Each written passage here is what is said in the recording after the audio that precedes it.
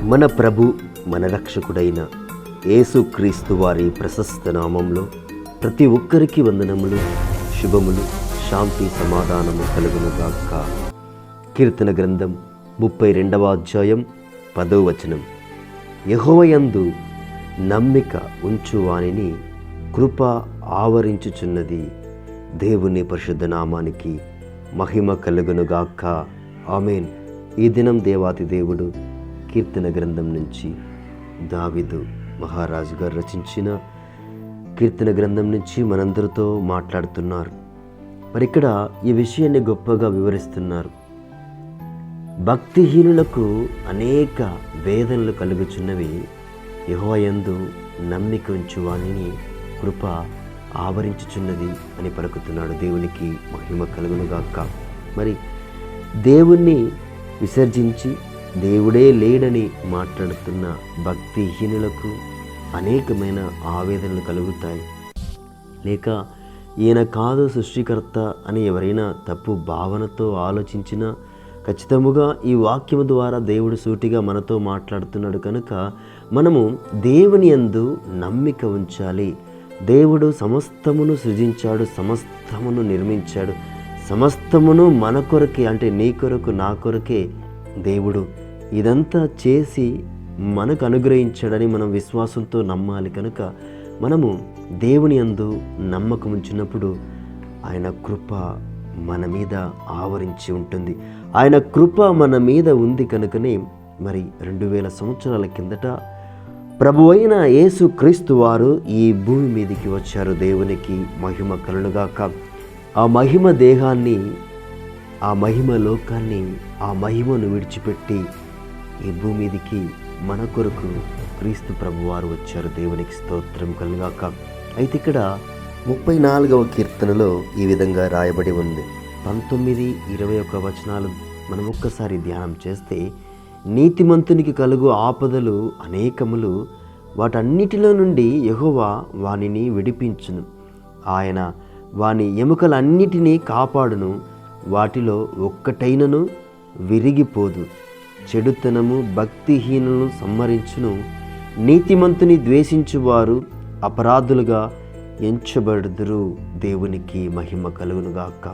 ఇక్కడ గొప్పగా ఈ కీర్తనను కూడా దావీదు గారే రచించారు.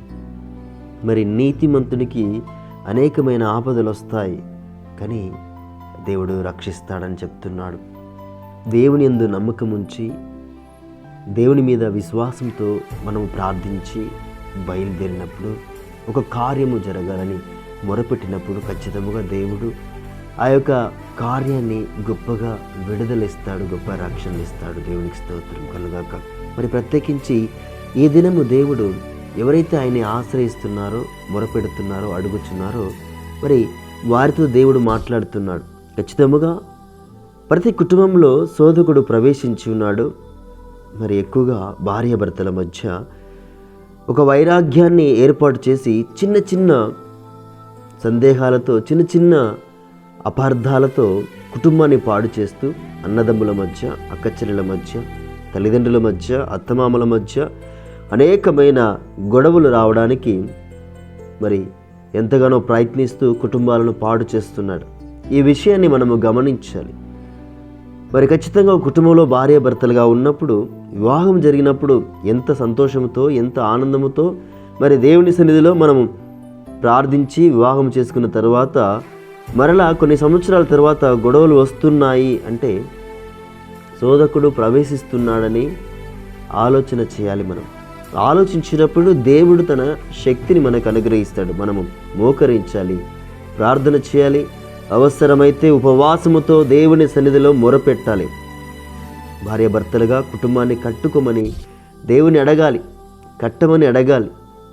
ఈనాడు చిన్న చిన్న వయసులోనే వివాహం జరిగిపోయి లేనిపోని మాటలతో కుటుంబాలని వేరుపరుచుకుంటూ మరి వారికి వారే ప్రాణం తీసుకునే ఒక స్థితిలోకి వెళ్ళిపోతున్నారు. అలా వెళ్లకుండా యెహోవా యందు నమ్మిక ఉంచు వానిని దేవుని కృప ఆవరించి ఉన్నదని వాక్యం సెలవిస్తుంది. ప్రియమైన దేవుని బిడ్డలారా, ప్రియ సహోదరి, ప్రియ సహోదరా, ఈ దినము విశ్వాసంతో ప్రార్థన చేయి. ఒకవేళ నీ దగ్గర నీ భార్య గొడవపడి వెళ్ళిపోయిందేమో, లేక నీ భర్త నీ నుండి దూరంగా వెళ్ళిపోయాడేమో.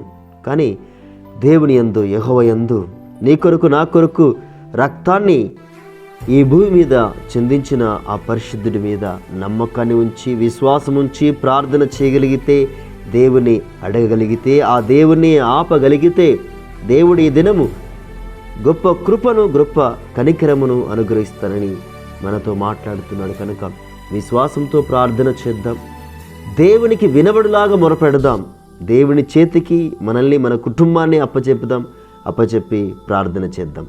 మహాపరిశుద్ధుడా, ప్రేమగల తండ్రి, కృపగల తండ్రి, ప్రభువా నీకు వేలాది వందనాలు, స్తోత్రాలు.